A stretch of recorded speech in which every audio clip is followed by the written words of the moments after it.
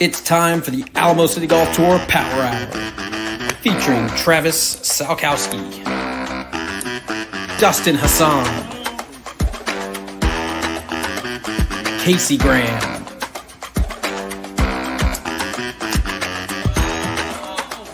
Jason Bird, and Mike DerManuelian. Let's go!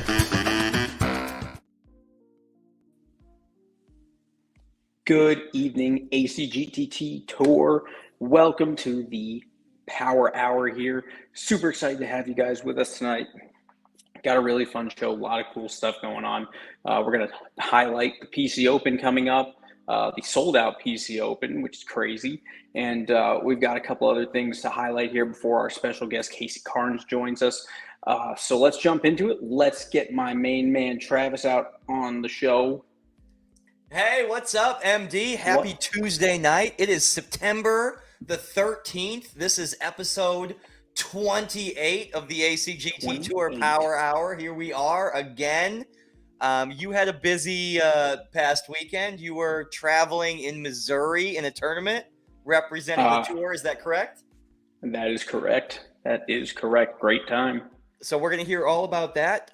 Myself and the other ambassador executive staff were in Colorado this past weekend at a couple really cool golf courses. So we're going to talk all about that and future tour travels trips. But episode 28, MD, here we are again. I mean, man, a living. It does not feel like it's been 28 weeks there. That makes it feel like that feels fast. And I don't feel like this has gone by fast. This has been awesome. I totally agree. I mean, every week when I say that, it's like, really? Are we on, 6.5 months? I mean, wow. I mean, that's crazy, but here we are. It's the PC Open. It's sold out. Let's bring the defending season champion on. Number one in the spring point standings, number one in your hearts, Dustin Hassan. Oh, very sweet, Trav. What's up, Trav? MD, Hey, ACGT Tour Golfers. Happy Tuesday. Oh man, 28 episodes, Dustin. What's your take on that?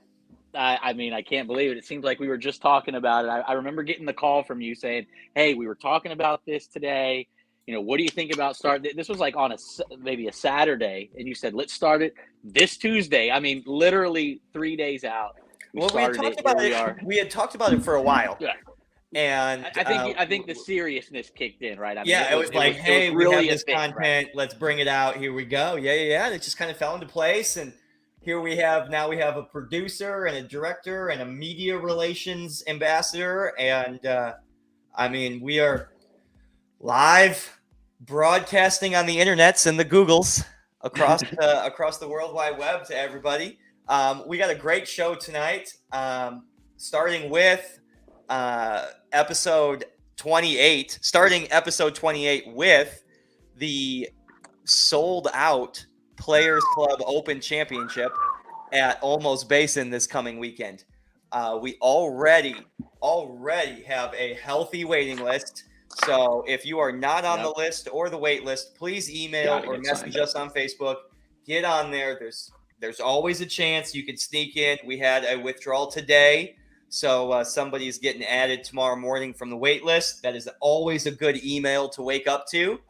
And the first notice to players for the final regular season event is going to come out tomorrow, Wednesday, September the 14th. For our Saturday morning round one of the PC Open. I've got the jacket behind me. Oh, here. Hanging in the back. The plaid jacket is behind me. I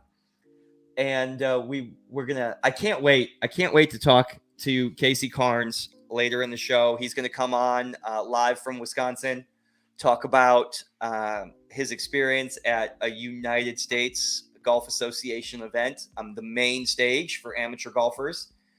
But before we get to him, let's talk about the PC Open GOAT. We've got a two-time defending champion, Michael Freeman, defending the plaid jacket. There he is. That's 2 years ago. That is a 143, and that was at Cedar. So that is 1 under at Cedar. That is that was 2019. Sorry. Let's bring up last year. There's last year. That's my favorite. Yep. That is my favorite victory cookie of all time, by the way. That's cool. As long as we're let's just shout out Laura Lewis and the Cake Place and More is our victory sponsor right there. That is my favorite cookie of all time. I wish I would have created a zoomed in graphic there so we could have seen a little picture in picture. But I mean, that's identical and it's really cool. Yeah, it's great. So that is Michael Freeman back to back defending gross champion going into Almost Basin for the first time. Guys, your thoughts on the final major of the year moving to Almost Basin, and how do you think that's going to factor in to Michael Freeman's back-to-back victories at Cedar Creek? I mean, I think playing Almost is going to be so much fun. I think everyone likes to go play these courses. They love to get out there on Cedar, but to get over to Almost Basin with the conditions that they're in, the course is in, greens are in phenomenal shape.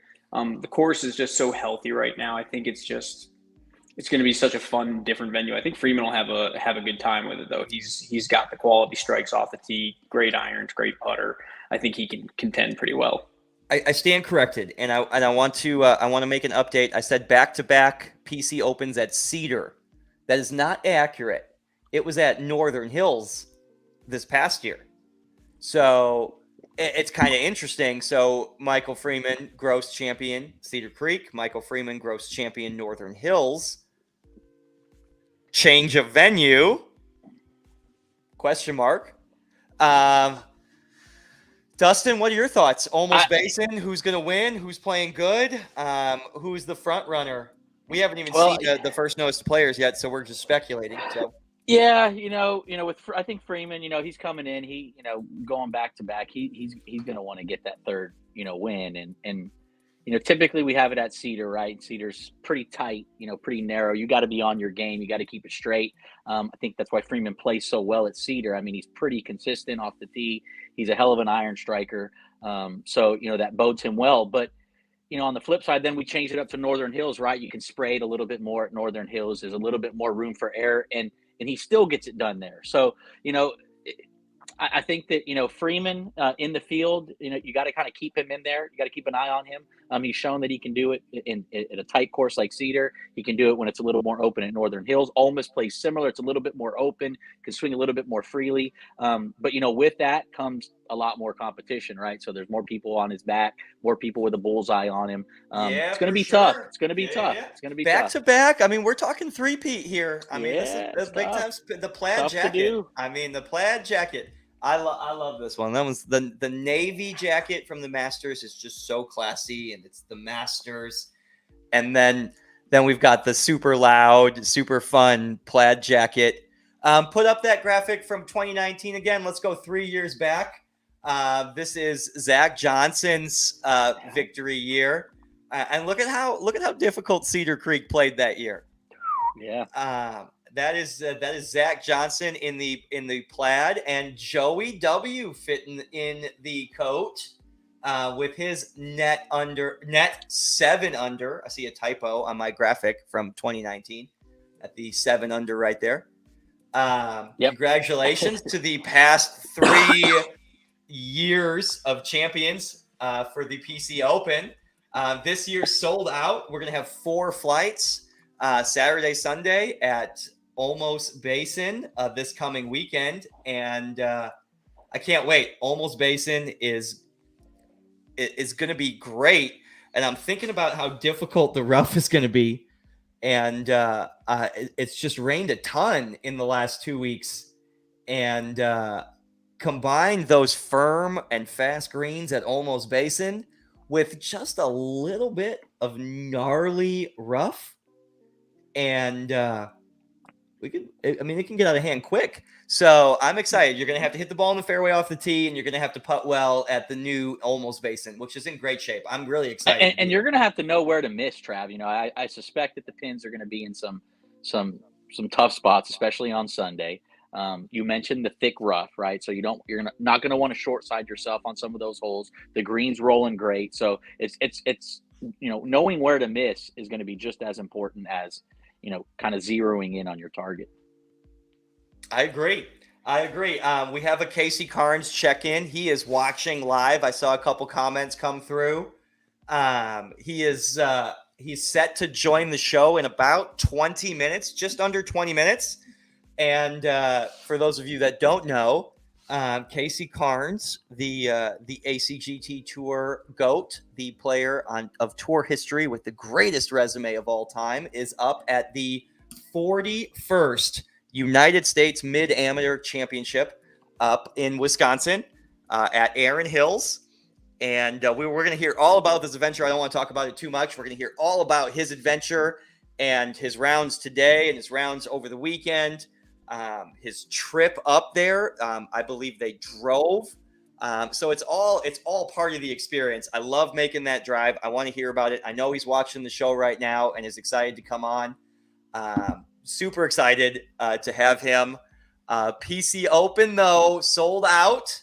Anything else we want to go around the horn on the PC Open before we switch subjects to this past weekend's tour travels segment? I mean, this is it. This is the final event of the season, right? I mean, you've got people in the top 10 all vying for a top 3 spot, making the South Texas Match Play Challenge team. You've got Sean Vidal up there looking to close out another strong season.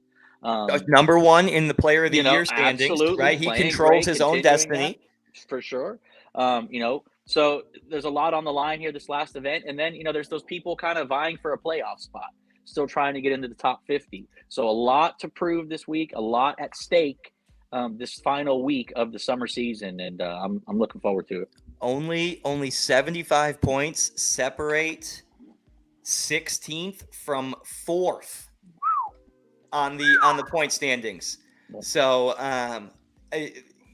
you're not out of it. If you're in those mid brackets, you're not out of it. And we say it all the time. Every point counts. Every stroke correlates to points earned on the tournament sheet, on the point standings. Every stroke correlates to a place, which equals points, right? And next week, we're going to recap the PC Open and talk about all of the good stuff that happened this past weekend at Olmos, or this upcoming weekend at Olmos. And then we're going to talk about the playoffs. And you're really going to start to see spring plus summer equaling your starting playoff position. And all of a sudden, those every point matter comments start to really add up really quick. And you're never out of it. We've had, once we start talking about the playoffs, we've had people with 1 point to start the playoffs qualify for the team a couple years in a row. So it has been done. It can be done. And then we can talk about the horse race and all of that good stuff that comes with the playoff point standings. But you're right, Dustin. This is it. This is your final chance. This is the time to play your best golf. A major championship today. And Stephen Evans chimes in, playoffs, baby. I love it. Time to get the practicing in at San Pedro. The putting green at Olmos Basin is right across the street from San Pedro. So I think that's a good correlation there. It's another season is going to be in the books. We're going to have another season winner in 4.5 days. 3 more, just hopefully 3. Hopefully just 3 more people on the South Texas Match Play Challenge team, and a playoff invite email coming out soon. So looks like we lost Dustin there, MD. Yeah, I don't know what happened there. I am good. I'm good with the PC Open. I'm super excited. Sold out again. Every event this year has sold out to capacity. Thank you so much to the Alamo City Golf Trail Tour golfers, the Alamo City Golf Trail Tour ambassadors, the presenting sponsors, Sean Sexton and Goosehead Insurance, and Rick Hoinsey and Elevated Logistics. Thank you guys so much for all you do. Links on the Facebook page to get to Goosehead Insurance. And there's the phone number for Elevated Logistics, the same day delivery leaders in Texas. Thank you so much for making this the banner year of the Alamo City Golf Trail Tour. More tournament rounds than ever, more content on Facebook and social media than ever. The launch of a 28 consecutive week and counting podcast. I mean, just really awesome time to be here on the show with you guys. And thank you so much to the golfers who make it happen week in and week out. And we are looking forward to putting on one more bang-in tournament for the regular season before we can start talking about playoffs and the dreaded cut lines. Ooh, love it. Yeah, I think almost going to be a great time. Lots of points up for grabs still. And I mean, playoffs are going to be quickly upon us once we close up the season here. So it's going to be a really good time. I'm excited. All right, where were we this past weekend? We had a bunch of ambassadors traveling out of state. We had Michael DerManuelian, our host with the most. He was playing up in Missouri in a big event with another tour ambassador, Micah Carroll, and a tour travels golfer, Mike Sherman. You guys played in a 3-person scramble up in Missouri. Tell us about it, buddy. How'd you do? How'd you play? Tell us about the experience. Yeah, absolutely. So invited to go play out in Sedalia, Missouri, which is just an absolutely beautiful place. But Sedalia Country Club has a really unique tournament. It is a 3-person scramble. They have about 160 odd players. And people come in from all over the country. It's just a really fun and kind of event that's been happening there for many years now. And people come in from all over the country and play. And we had a really great time, really great team. We did not win. There were some guys who came in and man, did they light up the golf course shooting scramble scores at 54. So made it super, back-to-back days of 54. Playing in 6-sums, 3-person scramble. That's a more unique format. Yeah, it was interesting. I had a lot of fun just kind of seeing like how they did it and how they managed it, and what that experience was like as the customer side of it from what we're normally doing on that weekend and week out. It's a different perspective. It's tough to be the customer sometimes, right? It's tough. It's interesting. That's not what Travis would have done. Yeah, right. Right, exactly. Right. Nope, that's wrong. We're going to do it this way. But yeah, so 2 days of golf. Yeah, you're playing in 6-sums, which is really cool. The first day of the scramble, there's no flights. Go out, shoot your score. There was a morning group that went out, I think about 100 people or so, played first thing in the morning at 7 a.m., and we were in the afternoon tee times for the second group. And after the first day, all the scores were posted. They broke us into flights kind of based on scoring. So then dropped you into champ flight, A flight, B flight, C flight. And then second day, you're in your flight, and you're just out there competing to see who can put up the best score and kind of see where you land. Do you want to pull that comment that there was a question from Greg in? You want to pull that in and talk about that one? Why 3-person? I will be honest with you, Greg Graff. I do not know, and that is probably a question I should have asked. Well, there's 2 reasons. 2 reasons why you play a 3-person scramble. Well, we'll go to 3 reasons. There's 3 reasons. A, my first reason is it saves a golf cart. It saves a golf cart. You can play 6-sums, and the third person from each team shares that golf cart. And because you're saving the golf cart, you can increase the field size. That's my second bullet point. You can increase the field size by saving the golf cart.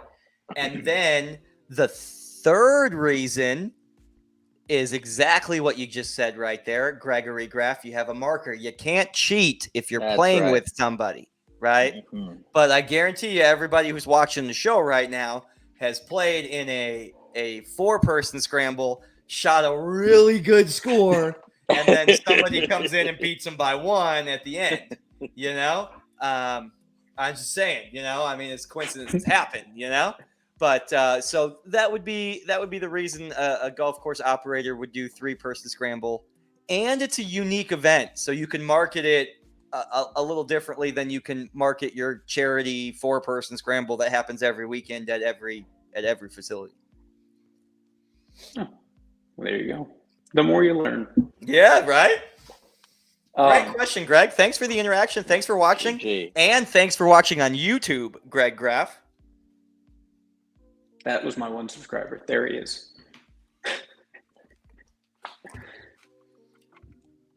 Well, the 4 of us, myself and the executive ambassador team. That's what I've been calling them all weekend on camera. So I better keep that going.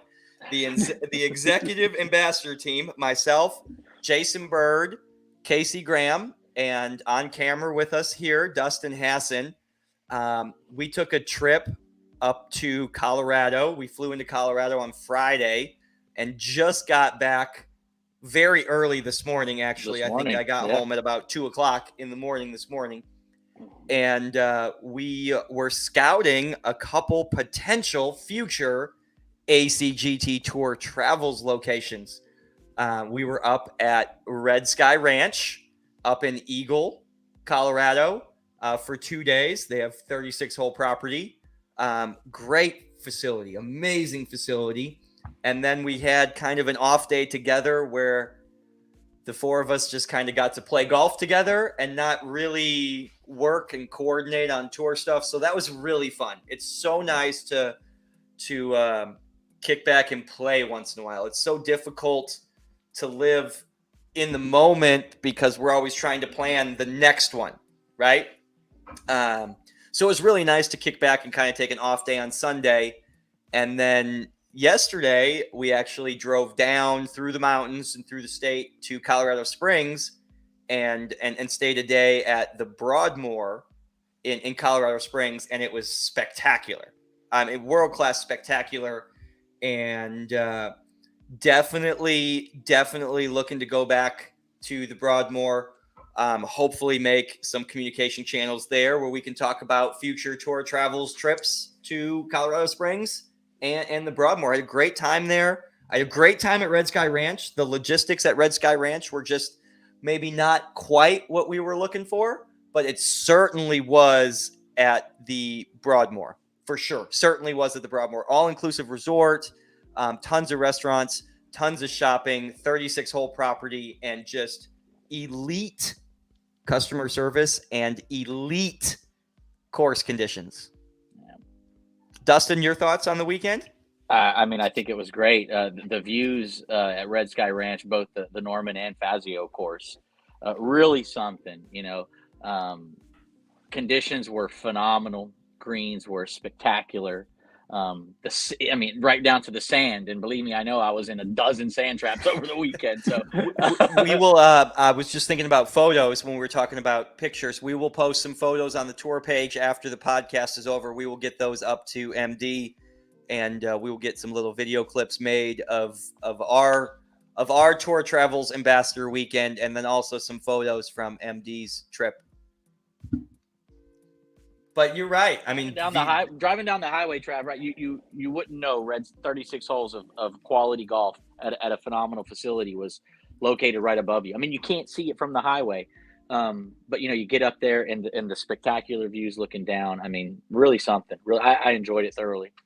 Well, I mean, you're exactly right. I mean, even when you were playing at Red Sky, it was only the hole you were on. You couldn't, even though you could see the mountain and the valley and everything, but it was only that hole. And then you drove to the next one that was only that hole. And then you drove to the next one that was only that hole. So it was a really, really cool experience. But we'll have tons of pictures on the Facebook page from Red Sky Ranch and the Broadmoor in Colorado. And love playing at the elevation, right? I think we played it at, both the Red Sky courses were right at 7,400 yards or something, give or take. really doesn't feel like it at the elevation. And for a short hitter like myself to say that I had fun playing a 7,400-yard course, I mean, that tells you so. Yeah, you're right. You're exactly right. And there are two courses at Red Sky Ranch. There's the Norman course and the Fazio course. The Norman course is a little longer.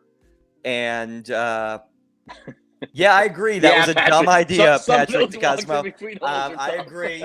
That is definitely not a course I would ever walk myself or recommend to anybody to do that.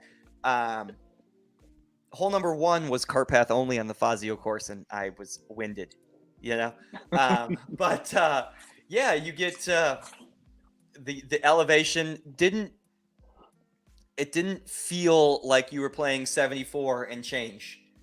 It felt like it was 7,000 yards, and instead of pitching wedges going 130 yards, 125 to 130 yards, they went 150.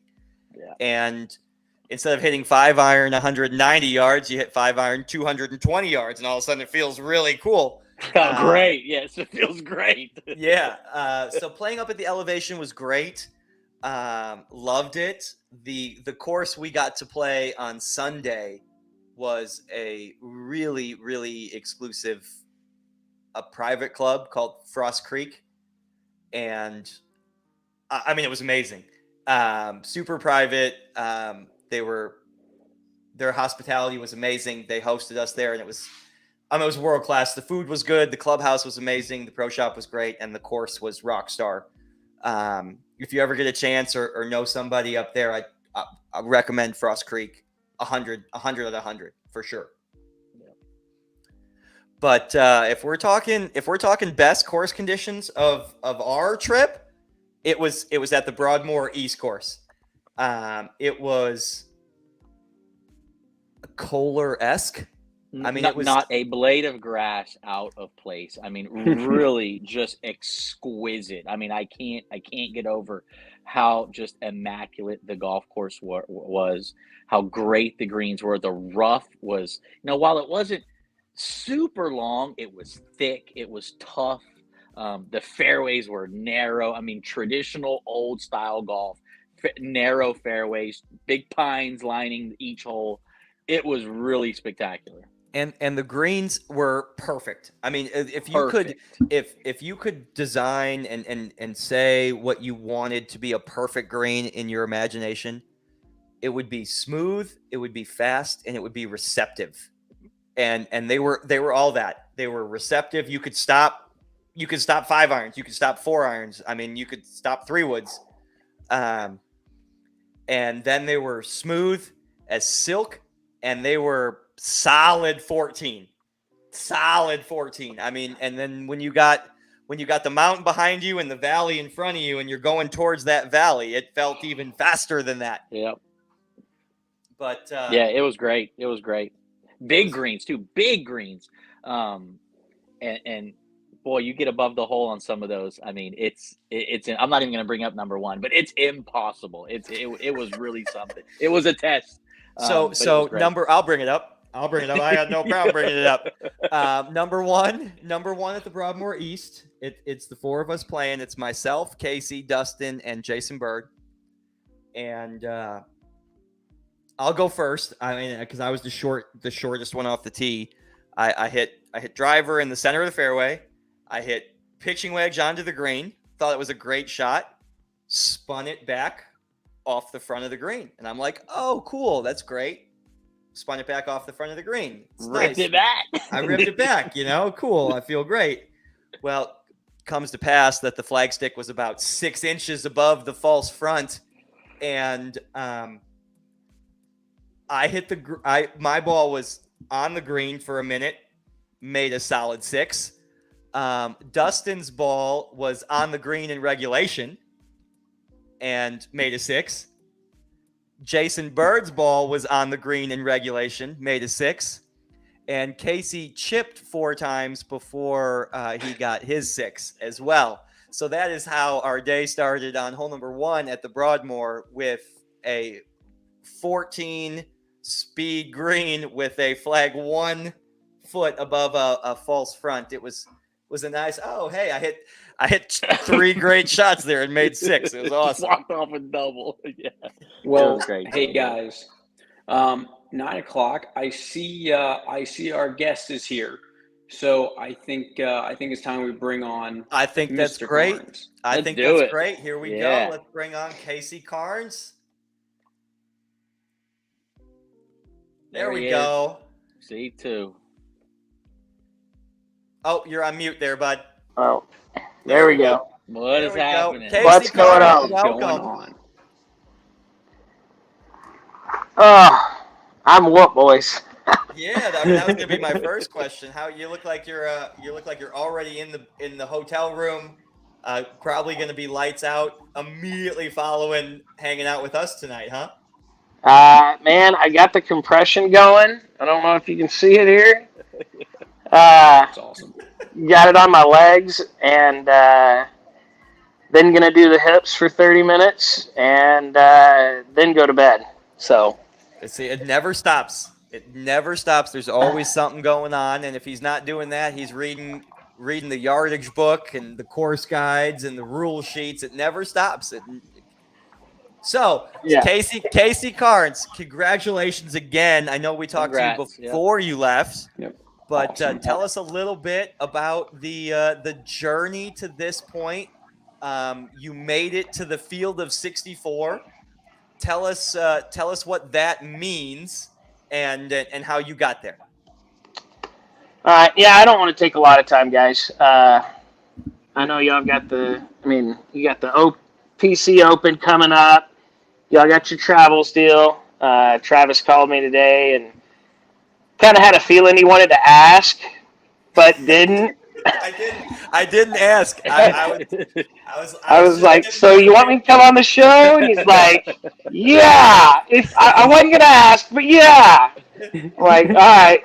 So, yeah. So, man, I tell you what, I met with Bird and Casey Graham and Sandoval last week. Got some tips on how this course was going to play, and left Monday.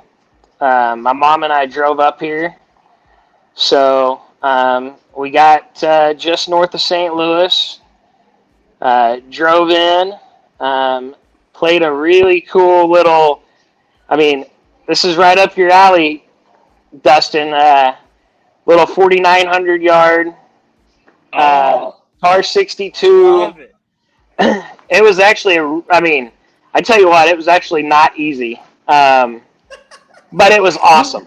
But wanted to get used to the grass and everything, and a lot of these golf courses up here don't have ranges with them, so it was the only range I could hit on was mats only, and that wasn't going to do me any good. So, but got 2 practice rounds in Thursday and Friday. Got to play Erin Hills Saturday for so it's a 36-hole stroke play, 264 players for 64 spots. So played Erin Hills Saturday. My sinuses, I'll have to send Travis a picture. I do not want it posted on here. But my sinuses have been going AWOL. I'm allergic to spruce trees and rye and bent grass. So basically everything in Wisconsin. everything up here. Yeah. So I have been fighting it. So played Erin Hills. Played good. We got put on the clock. On the backside, I had a really slow guy in my group, and USGA, if you've never played in an event, they do not mess around with it. Kind of rushed a couple shots, unfortunately, but ended up shooting 3 over, and then we got 7 inches of rain. 22 hours. We had a tropical storm come through Wisconsin. Yeah, it happens. It rolls up through there. And tropical atmosphere of Wisconsin. It spiraled, and so I was actually reading an article yesterday, and the superintendent up here at Blue Mound, the course I was supposed to play yesterday, or well, technically Sunday, but he sent a text message at 3 a.m. to the USGA and said, "There's no way we're bleeping playing today." And they apparently called a bunch of golf courses and got some guys over and were squeegeeing. And I mean, that golf course in 7 inches of rain was not good, but it's a great track. If you can ever get on it, it's a private club, but really cool layout. So I played 3 holes yesterday, teed off at 6:17, and they blew the horn at 7. Perfect. So that's 36 holes of stroke play. 264 golfers from across the country in 36-hole stroke play. 1 round at Erin Hills. Correct. Then it rained cats and dogs. Yeah. And then we have the second round for you at Blue Mound Country Club, and you teed off at 6. He teed off at 6:14 p.m. 6:14 p.m. Played 3 holes. They called it for darkness. Came back this morning. Right. I got up at 4:30 this morning to go and play, and it was raining again this morning. So the warm up was in rain, and then it stopped. We started play at 7:30. Got on the golf course. I actually had it to 3 under, and the backside's actually really tough. But I just had some pretty unfortunate breaks, but got up on 18 and knew I needed to make par to get into a playoff, at least to make the 64, but did not want to go into the playoff. It's 5:49. I hit driver 6-iron to about 35 feet, 2-putted, and I'm in. So we were talking about this exact moment on the phone earlier today, and it's the first time that I ever heard Casey Carnes say out loud that he was nervous. And I just want everybody watching who knows you to say, hey, that happens to you too in moments. Oh, absolutely. So walk us through 17 and hitting it a little bit long on 17, and then how you played 18, battling those nerves a little bit. Yeah, so 17, I knew I needed to birdie one of the last 3. I made a great par on 15, and then missed a 10-footer on 16, and get up on 17, and it's a little downwind, like 7 miles an hour, nothing big. Pins 191, 181 over the bunker. I was nervous, but I knew that I had some adrenaline, so I was going to hit 8-iron. 8-iron for me stock is 172. So adding 20, you're already adding 20. And so 10 to the cover, 20. I flew it. Yeah. So I was just trying to get it. I figured the wind was going to help me another 10. I would at least get it on the green, center the green, 2-putt, and then make my par birdie on 18 and get out of there. Well, my 8-iron decided to go 202. Oh, okay. And one hopped in the back bunker. And now I've got a really hard shot. I got out and hit it to about 5 feet. And it was a dirty putt. It was downhill. Greens are running 12, and had to start a ball out, and just told myself to trust what I was doing. And I was shaking. I'm not gonna lie.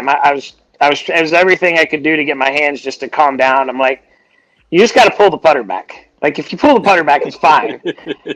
You can start the downward motion. Yeah, starting there, just getting to move sometimes is like, Yeah. So, but made that. Got up on 18, and I mean, we talked about it the last show, but I do Mach 3, and all I was thinking about, honestly, was the speed out front. I'm like, just give it all you got. It's super wet, and I smoked one. I mean, I hit it. I mean, it went it was like 323 off the tee, and and I get up there, and this is where I was telling Travis, I get up there and I was 220 front edge, 237 pin. And this is a par 5. And this is a par 5. 18 holes of par 5. Yeah.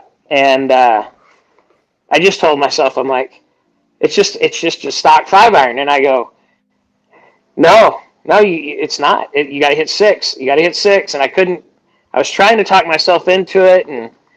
And the guys in my group, they were going for it. They were behind me, but I'm sitting there and I couldn't talk myself into it. And I just told myself, I said, you're nervous, and I've always told myself this, like, if you're nervous, acknowledge it. Just tell yourself, hey, I'm nervous. I got it. And then make the best swing that you can. And just do what you do. And I hit it. There was like a light fixture off the clubhouse that I aimed at, and it came right off at it. It was solid. So it was like a big sigh of relief. Because, hey, I've hit those shots too where you're super nervous and they go all over the place. I hit it up there and two-putted and got in, and then started the whirlwind where, we got done at 11:38. The USGA guy goes, you got to go over to Erin Hills now. You're going at 1:30, blah, blah, blah. And I'm like, shit, okay, we're on. And get over there and, rushed over there because I'm like, I got there at 12:48. So an hour after I got done, and I don't tee off till 4:10. Okay, so there's a little time. So we're right. So the stroke play's over. The 36 holes of stroke play's over. We have cut out 200 players. 200 players. 200 players are gone from all over the country, and we are now in the field of 64, and it is single elimination match play until there's one 41st United States Mid-Am champion left. Right. And you are the 39th seed. 39th seed. Yeah. And you are playing a gentleman from Idaho. Idaho, yep. And his name's Joe. And yeah, I don't know. I just know his name's Joe. I just know his name's Joe. Yep. And that's all. That's all we got. Joe from Idaho. Yeah. And so you rushed over to Erin Hills. We're able to take a collective deep breath. Right. And sit there and think about the match play for 3 hours. What's that window of time like? Well, I get there and because I've obviously been, off the golf course now for about an hour and 20 minutes. So, it's a drive. We're 35 minutes. We're 45 minutes from there, but I stopped by the hotel to grab some more socks because my shoes were wet and needed to change. And I get over there and I'm hitting balls because I'm thinking I'm going off at 1:30. I'm like, I got to re-warm up. And I'm hitting balls, and I'm hitting it fat. I can't get it on the club face because I'm just rushing. I'm just going. And then the guy comes over. He's like, oh, yeah, here's a sheet. And I look, I'm 410. And I look at, and I had hired a caddy for the match play portion. He actually was in the group with us, and if y'all come up here, his name's Irish. Really cool dude. Really cool dude. He's from Syracuse, and they own a pub. And his brother works at his brother works at 6 months out of the year, and he works at 6 months out of the year, and then he caddies. So crazy deal. But he's really good guy. So I go, well, dude, I'm done warming up. I mean, we got 3.5 hours. Like, what are you doing? So I actually went over and putted. I went over the putting green, hit my first putt 12 feet by, and realized that they have actually got to cut their greens. And they were running 13.5. Oh, okay. So it's a big difference. Yeah. So just, I did that. I actually sat in a chair and was watching some of the guys go off, and they had a what was it, 17-man playoff for 12 spots going, and I was watching them tee off a 10, just kind of passing time, honestly. And answering the text messages and phone calls from everybody. I can't thank everybody enough. A lot of ACGT guys, friends. I bet I got 60 text messages between the time I finished and the time I teed off. It's awesome. So just, honestly hung out, and then usually, an hour and 15 minutes is what I give myself to warm up. So I went over the range, got some, got re-warmed up, and actually that practice session, thank goodness, was way better. And we go to the first hole, and he proceeds to hit it about 4 feet for birdie, and knocks that in, and he was one up. So, and I've got some.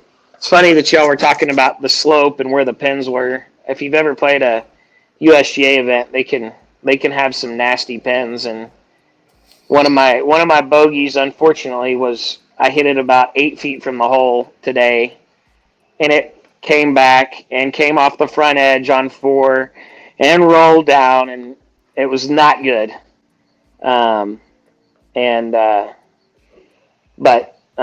Overall, I'm 2 down, 6 to play. Just really, honestly, the greens were kind of a shocker from what I played the last 2 days.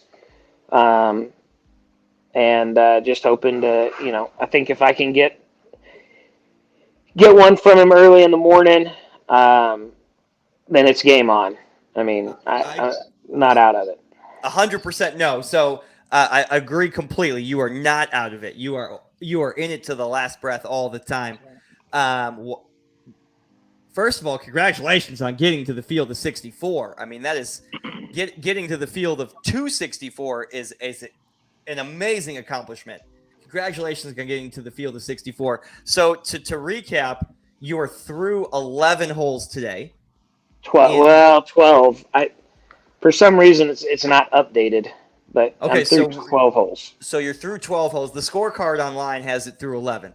So right. You're through 12, 6 to play. Correct. What's your tee time tomorrow morning? What time are we reorganizing at Erin Hills? 7:15 is the go. They're going to get us out, and then I think 7:30 tee time, like 7:30 resume play.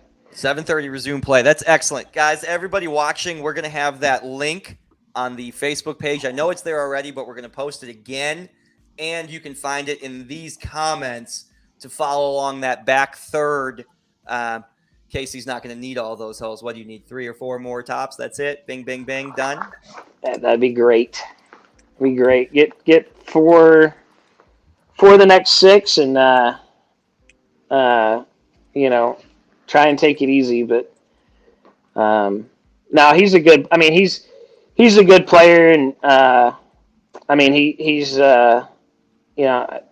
he's got the breaks through 12 holes, and At 40, I mean, 26 holes. Anybody that's ever played Erin Hills, go walk Cedar, and it's somewhat comparable. Somewhat. How's the wind blowing out there, Casey? Man, it's 7 miles an hour, man. It's not bad. It's really not bad. This is a tricky golf course. I am hitting it, and I don't know if it's adrenaline. I don't know what it is, but I am hitting it. I feel like I'm hitting it 8 miles, with everything. Like everything's a club farther, so it's an adjustment. But the wind's not bad at all, which is really good. They said this time of year it's usually not too bad. But it seems like the air, and I mean, Travis, maybe seems like the air is a little thinner up here. I don't think we're at like a huge elevation, but I just feel like it's going a lot farther. I always think to myself that I think the ball goes a little further in Wisconsin than it does in South Texas. I feel like I hit it a little better up there, and I also prefer hitting out of bent grass fairways and playing on bent grass as well. So I like cool season grasses, and as long as the wind doesn't blow, I played Erin Hills twice, and both times that I've played, the wind was blowing 40 plus. So let's keep it low, and that's great. I know there's a bunch of people watching right now. If anybody has any questions for Casey, we've got Casey for a couple more minutes, and we'll let him get some well-deserved rest tonight to go finish his round 1 at Erin Hills tomorrow. There we go, 1,000 feet. So just a little higher in elevation than San Antonio. Not a ton, but something.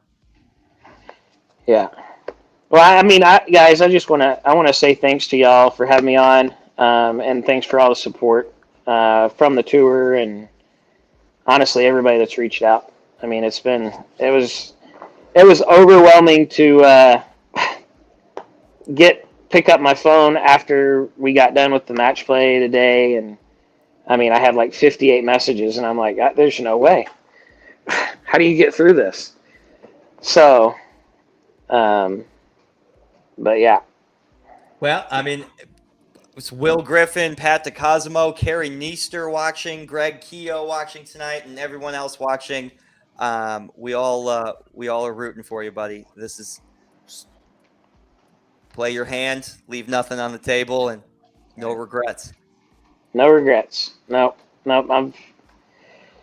We're 6 holes. We're gonna go get it, and whatever happens, happens.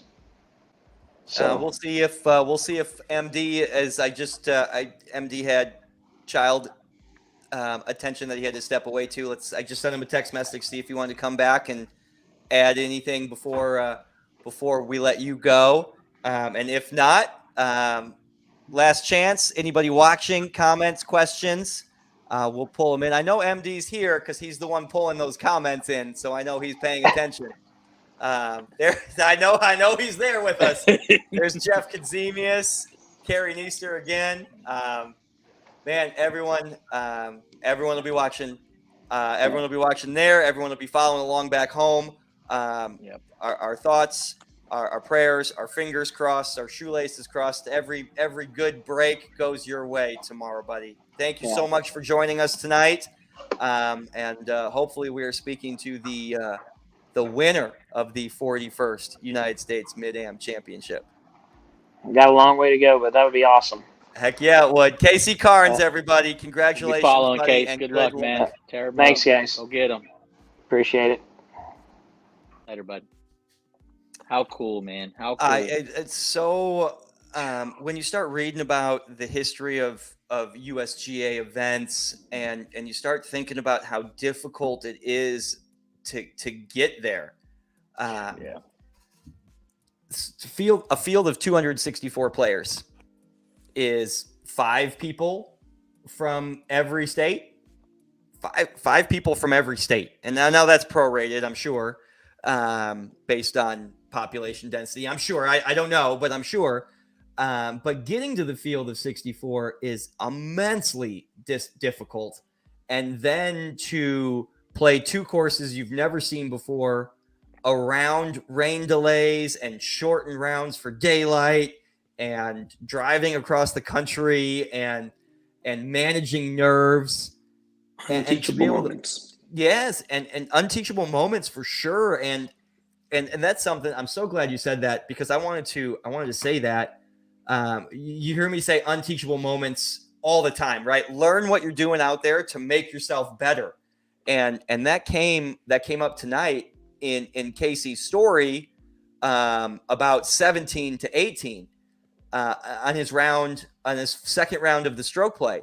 You know, he was feeling the adrenaline. He was nervous. He was jacked. He was hitting the ball far. And he took that into consideration, the knowledge that he learned on 17, and put that into play 10 minutes later on 18, hit it on the green in 2 on a par 5, and 2-putted for birdie to give himself an extra stroke cushion and kept himself out of that playoff. I mean, how cool is that? That's awesome. I mean, man, I hope he kicks butt. I hope he comes back in the morning and just throws darts like we all know Casey Carnes can do it. But you know what? Win, lose, or draw, it's already a win. It's already a win, in my opinion, for being there. And I know Casey feels that same way. So, guys, we're going to put that link up on the Facebook page again. It's a 7:30 a.m.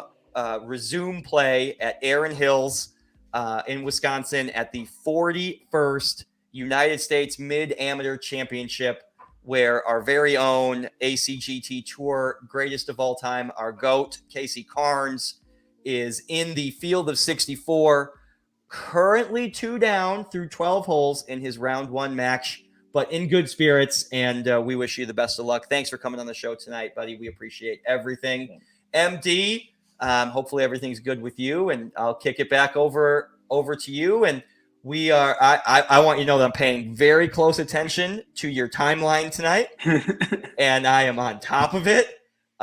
So I'm kicking it back over to you. We've got the sold out PC Open segment. We've got the tour travels from this past weekend, the scouting trip. We talked about that, and we got to spend 30 minutes on the air with Casey in regards to the United States Mid-Amateur trip. So I'll kick it back over to you. What we got now? I mean, honestly, keeping up with time. I mean, we're pretty much. I think we did a good job getting everything in tonight. We were hoping to get in. I don't think there's really much more left to say at this point. It's we're here. It's the end of the season. PC Open. It almost is going to be insane. We're following along with Casey Carnes as he's battling through Erin Hills right now. Good luck to him. I mean, honestly, it's about to get real busy for everyone. PC Open and right back into the playoffs. So I think we're in a good spot right now. I think we got first notice of players going out tomorrow. Is that correct? First notice to the players for our sold out Players Club Open Championship goes out tomorrow. Second notice to players will come out Friday. And then, of course, round 1 Saturday, round 2 Sunday, and Sunday afternoon, we will have another top 50 in the point standings who have qualified for the playoffs. We will have 3 more players on the South Texas Match Play Challenge team, and we will have a summer season champion.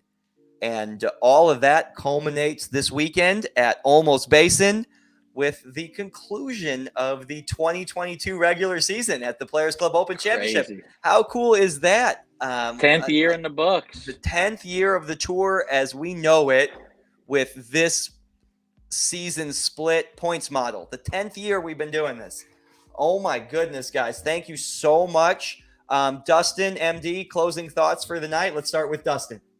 I'm ready. Thanks for all the watchers, all the viewers for tuning in with us week in and week out.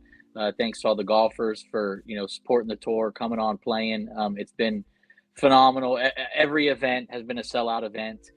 Wait lists have only been growing. I mean, that's a testament to, the competition out there. People want to get out there. They want to play with the best amateurs around. And, this is the place to do it. So equitable across all flights, which is key. But really excited to close out the season, the summer season this weekend. A lot up for grabs. We're going to have a lot decided come Sunday evening. So I'm looking forward to it. I love it. I love it. Equitable across the flights. You're exactly right. Another season in the books this weekend.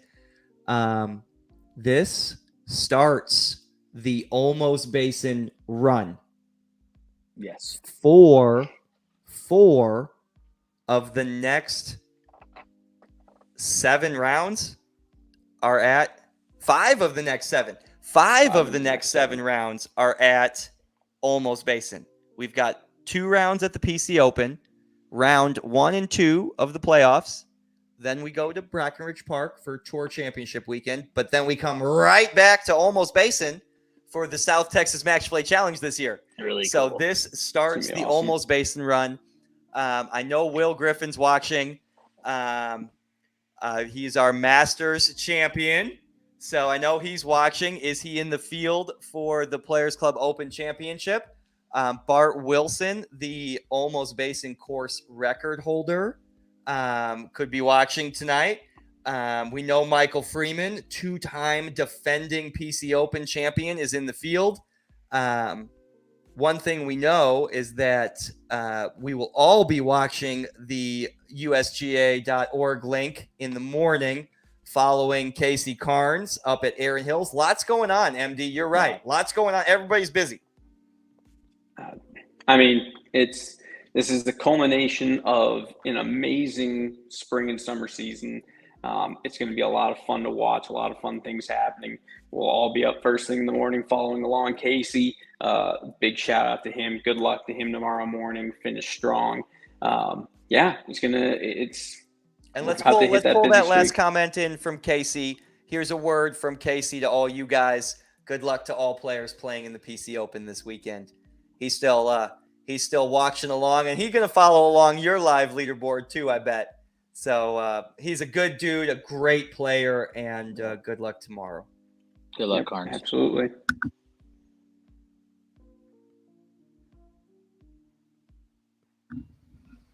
Oh, there it is. There we go. I'm sorry. That's all I got tonight. Thank you, everybody, for watching. Episode 28. 28 weeks in the book, guys. Thank you so much for joining us on your Tuesday nights. We did really good on the time tonight. We kept it to an hour on the button. I look forward to seeing everybody this weekend at Almost Basin. I look forward to following along Casey's journey in the United States Mid-Am over the next couple days. And I look forward to seeing you two this weekend at Almost Basin. Dustin and MD, thanks for joining us on the air tonight. A big shout out again to our sponsors. Our presenting sponsor, Goosehead Insurance, Sean Sexton Agency. QR codes on all the tour material gets you right to a quote with Goosehead Insurance, and Sean will take good care of you. And then our 2022 South Texas Match Play Challenge sponsor, Rick Hoinsey and Elevated Logistics. That event is right around the corner. Thank you so much to our sponsors. I'm so excited to see the victory cookies this week.